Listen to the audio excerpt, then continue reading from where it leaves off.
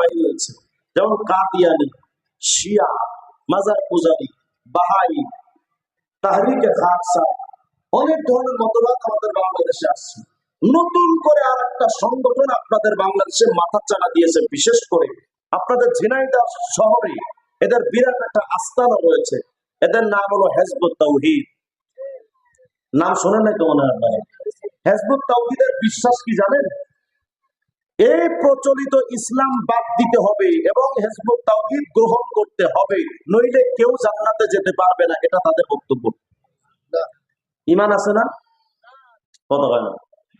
Hizb ut তাওহীদের বক্তব্য হলো দাড়ি, টুপি, পাগড়ি, জুব্বার সাথে ইসলামের কোনো সম্পর্ক নাই। হিজবুত তাওহীদের বক্তব্য হলো রামকৃষ্ণ, রামচন্দ্র, যুধিষ্ঠির, মনু, বুদ্ধদেব এরা সবাই আল্লাহর নবী।